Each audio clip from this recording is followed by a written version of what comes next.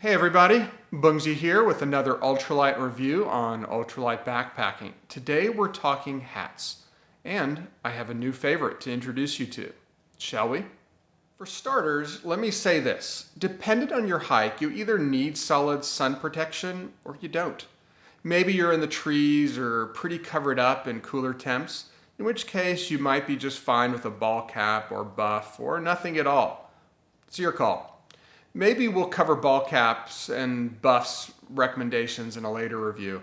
But today, let's focus on when the sun is a legit concern, which is probably the case more often than not. I've said it before, but sunscreen is a poor strategy. If you're really going to reapply it every hour, all day long, day after day, then more power to you. But who are we kidding? So let me introduce you to the Ultra Adventure hat by Sunday Afternoons. I know, she's got the face only a mother would love. We'll talk fashion later. I've included a link to this hat in my video description down below.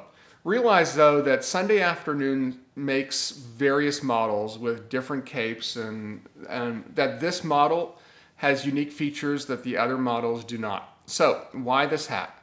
First off, the front brim, it's longer than any ball cap and obviously wider too. Here's the problem with ball caps. Unless the sun is right overhead, a ball cap will actually give you very poor coverage. Your eyes might be protected, but pretty much everything else will be exposed, including your ears, lips, cheeks, and certainly neck as well. My lips fry, but not with this hat. And again, if the sun is hitting you at a side angle, or maybe even at an angle from behind, the side brim has got you covered, not with the ball cap. Second benefit is the rear cape. It covers your neck perfectly. A traditional full brim hat works as well, but the backside brim of a traditional sun hat can constantly bump and interfere with your pack.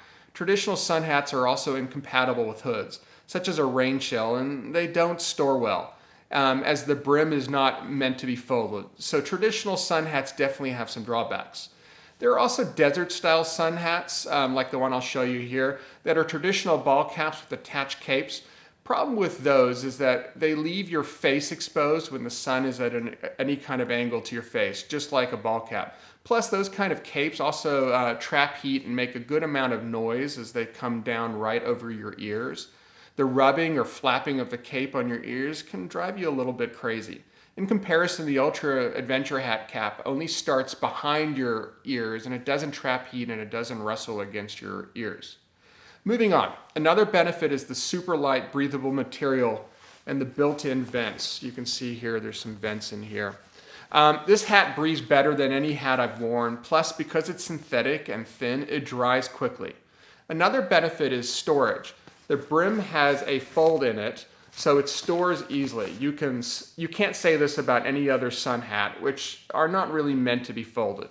Another selling point is sizing. This is not a one-size-fits-most hat.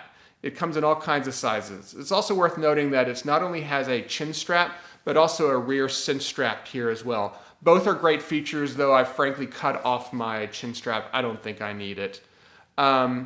Because it gets a little tangled with my sunglasses neck leash. And again, this works just fine, this back strap. One last selling point. You would think all this comes with a weight penalty, but it doesn't. Mine weighs 2.43 ounces, and that's in an XL. Your baby-sized noggin hat would weigh even less. Now let's talk downsides. Fashion. You either care what you look like or you don't. Sunday Afternoon somehow straddles the fence between catering to backpackers and retirees who like to garden and take their multipoos on long walks. Unless we all jump on board and melanzana this hat to stardom, you best be ready to have your buddies make fun of you until, of course, they go and buy one. Another drawback is the hat's compatibility with hoods. It can be done. Take a look. Because the brim has that fold in it and because the rear is just a cape, but it's no ball cap. You can make do or just take it off, as most rain shells have a brim built in anyways. Honestly, that's it as far as drawbacks. Again, I have a link for you in the video description down below. That's all the time I need. I hope I gave you something to think about. Subscribe to my channel by clicking the Bungzy logo, and I'll catch you on my next ultralight review on ultralight backpacking. See ya.